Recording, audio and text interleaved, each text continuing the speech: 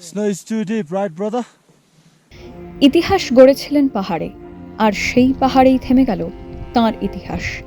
বিশ্বের অন্যতম সেরা পর্বতারোহী নির্মল পূর্জা আর নেই। নিমসাদাই নামেই বেশি পরিচিত এই পর্বতারোহী ব্রড পিকের তুষারধসে প্রাণ হারালেন। সঙ্গে ছিলেন আরও 9 জন পর্বতারোহী। 21 জুলাই কারাকোরামের গশের ব্রাম 2 G2 এর চূড়ায় উঠেছিলেন নিমসাদাই।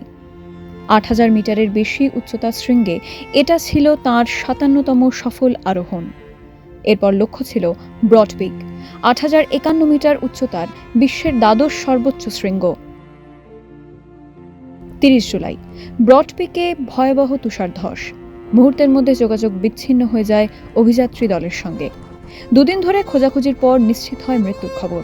এরপর উদ্ধার হয় নিমসাদাইয়ের দেহ। কিন্তু কেন ব্রড পিক? শেষ অভিযানের আগে নিমসাদাই জানিয়েছিলেন, ব্রড পিকে ওঠার পরিকল্পনা প্রথমে ছিল না। তাদের লক্ষ্য ছিল G2। বিশ্বের 14টি 8000 শৃঙ্গ দুবার অক্সিজেন ছাড়া জয় করার লক্ষ্যে এগোচ্ছিলেন তিনি। ব্রড পিক জয় করতে পারলে বাকি থাকতো আর একটি মাত্র শৃঙ্গ জয় করা। কিন্তু সেই স্বপ্নই হয়ে গেল তাঁর শেষ অভিযান। 2019 মাত্র 6 মাস 6 দিনে পৃথিবীর 14টি 8000 শৃঙ্গ জয় করেন নিমসাদাই, অক্সিজেন ছাড়া। এই কীর্তি তাঁকে এনে দেয় বিশ্বজোড়া পরিচিতি। তাঁর সেই প্রজেক্ট পসিবল অভিযানের গল্প নিয়ে তৈরি হয় নেটফ্লিক্সের 14 পিকস নাথিং ইজ ইম্পসিবল তথ্যচিত্রটি। নেপালের একটি ছোট পাহাড়ি গ্রামে জন্ম নির্মলের। বাবা ছিলেন গোর্খা সেনার সদস্য, মা কৃষিজীবী। 18 বছর বয়সে নিমসাদাই যোগ দেন ব্রিটিশ সেনার গোর্খা রেজিমেন্টে।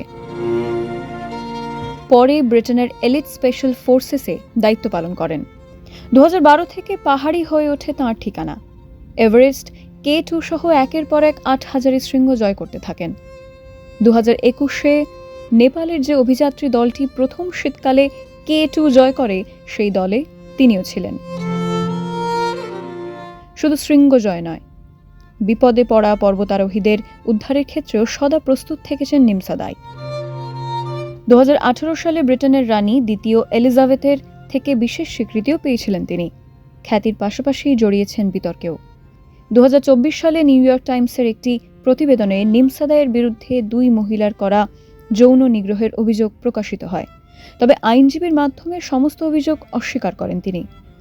ব্রড পিকে রওনা হওয়ার আগে সমাজ মাধ্যমের পাতায় তিনি লিখেছিলেন, পাহাড় যতই উচ্চতার হোক না কেন, তা লঙ্ঘন করা সম্ভব।